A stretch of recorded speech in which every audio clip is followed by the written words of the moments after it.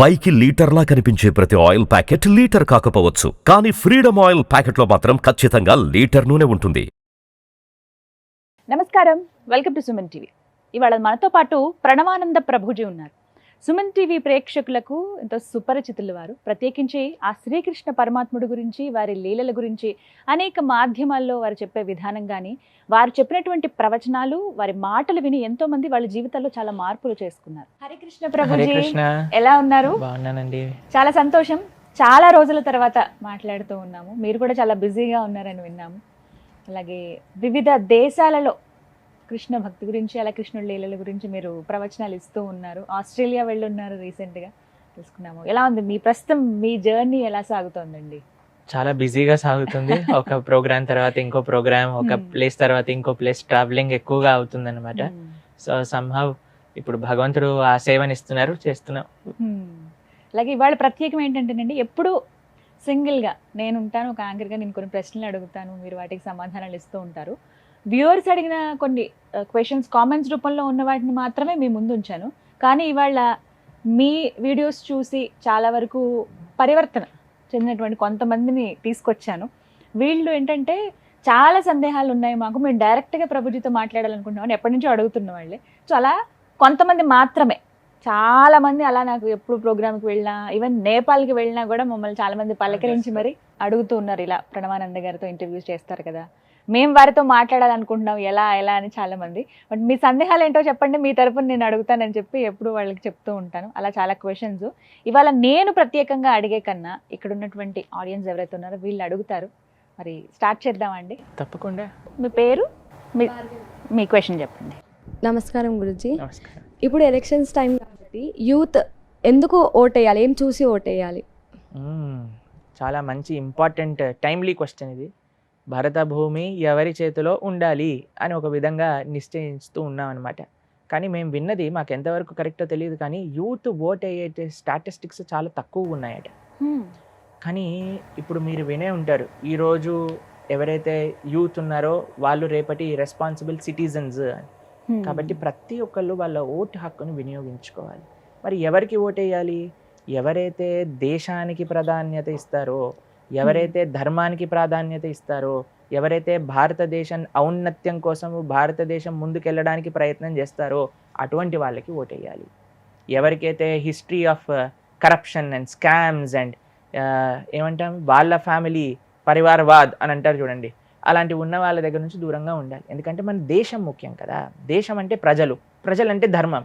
మీరు వినే ఉంటారు కదా, దేశం అంటే మట్టి కాదో, దేశం అంటే మనుషులు. భారతదేశంలో ఉండే మనుషులకి ఏంటి ప్రాధాన్యత? ఎందుకు ప్రపంచం అంతా భారతదేశానికి వస్తుందో తెలుసా మీకు? ఇక్కడ ఉండే ఆధ్యాత్మిక సంపద కోసము. కాబట్టి ఆ ధర్మాన్ని సంరక్షించే వాళ్ళు ఎవరైనా సరే, we're not party favourable people, but we're dharma favourable people.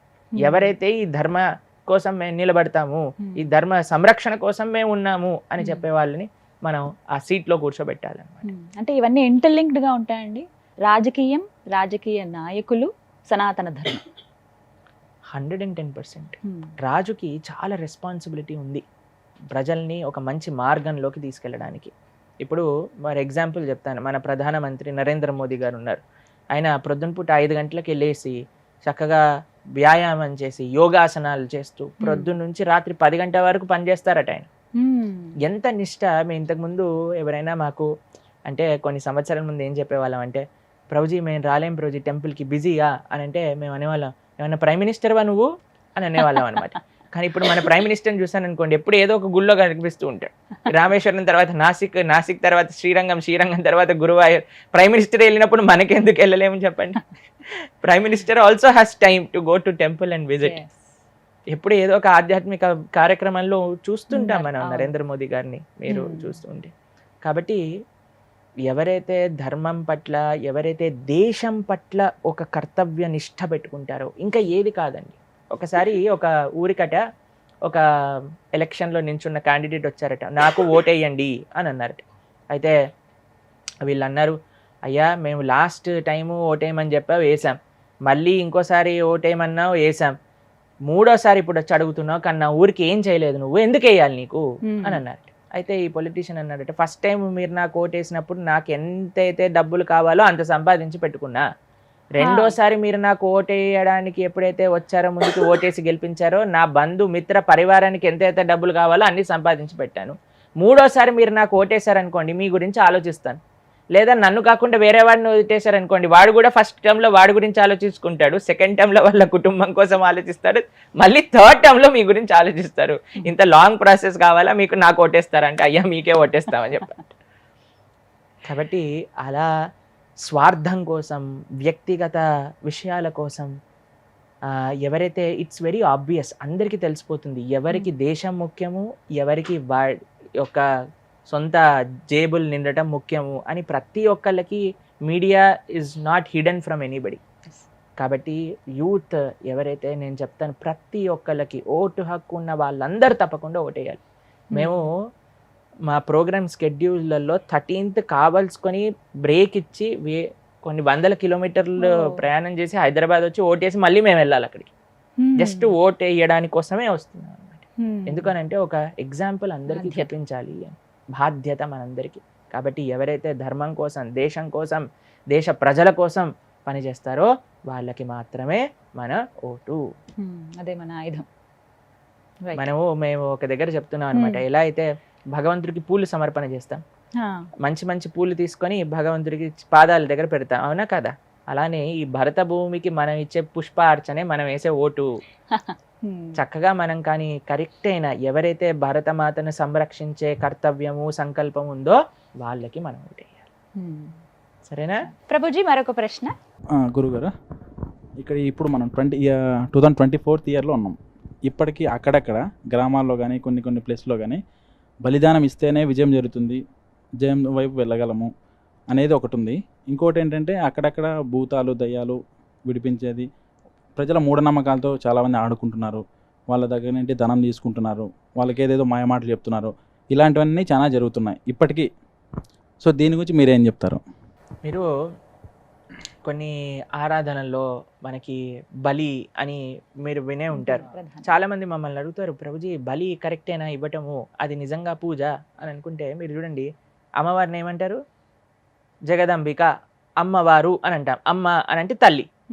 ఏ తల్లి అయినా తన ముందు తన బిడ్డల్ని హింసిస్తుంటే చూడగలిగిన స్వభావం కలిగి ఉంటారా చెప్పండి? అమ్మవారిని జగన్మాత అని అంటారు, మీరు వినే ఉంటారు కదా. జగన్మాత అయినప్పుడు ఆ పశువుకు కూడా ఆవిడే తల్లి కదా.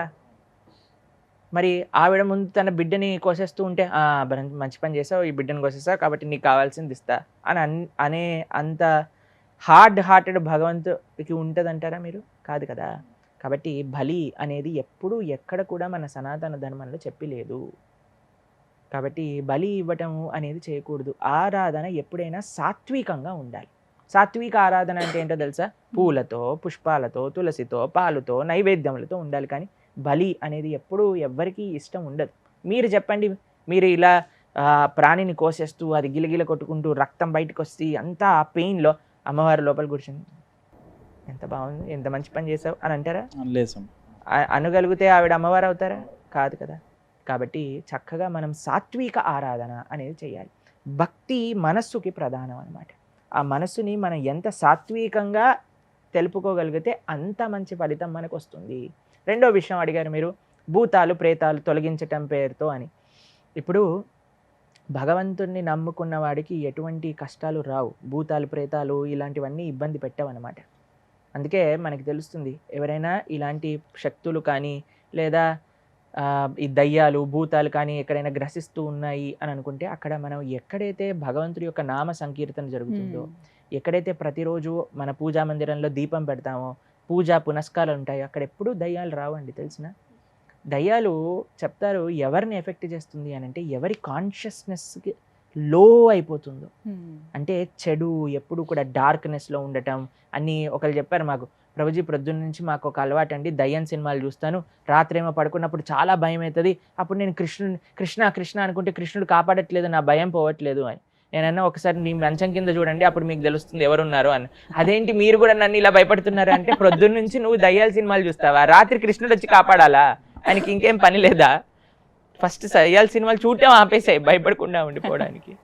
కాబట్టి ఎక్కడైతే నెగిటివిటీ మీరు చూసే ఉంటారు సినిమాలలో, ఎక్కడైతే పాడుబడిన కోటలు ఉంటాయి, దాంట్లో మనం వెళ్ళి అడ్వెంచర్ పూర్వకంగా తీసుకుంటే దయ్యం అనుకుంటుంది, ఓ వీడు నా కోసం వచ్చాడు అని మన దగ్గరకు వస్తుంది. అంతేకాని మనం ఎప్పుడు పాజిటివ్ ఎన్వైరన్మెంట్లో ఉండగలిగితే, తిలకం పెట్టుకొని ఇప్పుడు చాలామందికి ఫ్యాషన్ ఏంటంటే బొట్టు వాళ్ళకి అనిపిస్తుంది, ఏ బొట్టు పెట్టుకుంటే ఏమవుతుంది, అరే ఎవరేమంటారు. మేము కాలేజ్లో ఇంజనీరింగ్ చదువుకునేటప్పుడు మొహమాటంగా బొట్టు పెట్టుకొని వెళ్ళేవాళ్ళం స్కూల్కి, కాలేజ్కి. అయితే పొడుగు బొట్టు పెట్టుకొని వెళ్ళేవాళ్ళు. మాకు ఎప్పుడు ఎవరు ఏమనలేదు, మమ్మల్ని ఎవ్రీబడి వుడ్ రెస్పెక్ట్ మా కట్టుబాటుని చూసి. తర్వాత ఒకసారి మేము ఏదో తొందరలో ఉన్నాం, ఎగ్జామ్ ఉంది, నేను బొట్టు పెట్టుకోలేకపోయాను అనమాట. అయితే మాకు క్రిస్టియన్ టీచర్ ఉండేది, ఆవిడ where is that red line on your face అని అడిగేది అనమాట. బొట్టు ఏంటి ఈరోజు పెట్టుకోలేదు అని అంటే ఏదో హరిలో వచ్చేసి no no no no you should put that red thing always అని అనేది అనమాట మమ్మల్ని. కాబట్టి మనం ఎవ్వరికి భయపడాల్సిన అవసరం లేదండి. ఎంత మనం పాజిటివ్, మన ఎన్వైరన్మెంట్ని ఎంత నీట్ అండ్ క్లీన్, ఎంత వైబ్రెంట్ అండ్ లైట్ఫుల్ మన మనస్సు ఎక్కడైతే ఉంటుందో, ఎక్కడైతే మనసు భగవంతుడి యొక్క నామాన్ని చెప్పే మనసు ఉంటుందో ఎప్పటికీ రాదు. ఒకసారి మా ఆచార్యులు ఒకరి దగ్గరికి, శ్రీ ప్రభుపాదుల వారి దగ్గరికి ఒక భూతం వస్తుంది అనమాట. ఒకసారి ఆయన జస్ట్ హరికృష్ణ మహామంత్రం చెప్పంగానే ఆ భూతం వెళ్ళిపోతుంది. కాబట్టి ఎక్కడైతే భగవన్నామం ఉంటుందో అక్కడ ఎప్పుడూ కూడా నెగిటివ్ ఎనర్జీ అనేది పని చెయ్యదు. కాబట్టి కానీ మనం చాలామంది మోసపోతూ ఉంటారు భయంతో. కానీ అటువంటిది చైతన్యం అనేది కావాలి మనకి. గ్రామ లెవెల్లో కూడా మనం ఏదైతే ఇప్పుడు బాగానే మనం మాట్లాడుకుంటున్నాం, చాలామంది చూస్తూ ఉన్నారు, కానీ గ్రామాల్లోకి వెళ్ళి కూడా ఆ చైతన్యాన్ని మనం నింపాలి. నిజంగా మాకు ఆ కోరిక చాలా రోజుల నుంచి ఉంది. మేము ఒక ప్రణాళిక కూడా చేసాం మా మనసులో. ఏంటి అని అంటే శ్రీకృష్ణ చైతన్య యాత్ర అని తెలంగాణలో ఉండే ప్రతి ఊరికి మనం వెళ్ళి అక్కడ ఉండే వాళ్ళందరితో మాట్లాడి అక్కడ హిందువులను చైతన్యపరచాలి అనే ఒక సంకల్పం ఉంది. ఇంకా భగవంతుడు చూడాలి ఎప్పుడు మనల్ని నెరవేరుస్తారో. ఎందుకంటే గ్రామాలలో ఒక రకమైన ఆధ్యాత్మిక చైతన్యం రావటం చాలా ముఖ్యం ఇప్పుడు సనాతన ధర్మపరంగా. మిగతా వాళ్ళందరూ గ్రామాలను ఎత్తుకు వెళ్ళిపోతున్నారు ఆల్రెడీ, కానీ మనం వెళ్ళటం లేట్ అవుతుంది అని నా పర్సనల్ ఒపీనియన్. కానీ డెఫినెట్లీ కృష్ణుడి యొక్క దయ ఉంటే తప్పకుండా ఫ్యూచర్లో ఆ ప్రోగ్రామ్ అనేది నెరవేరాలనే కోరుకుంటున్నాం ప్రభుజీ. మీరు కూడా ఒక హ్యాండ్ వేయాలి దాంట్లో. మా అదృష్టంగా భాగ్యంగా భావిస్తామండి. ధన్యవాదాలు. హరే కృష్ణ.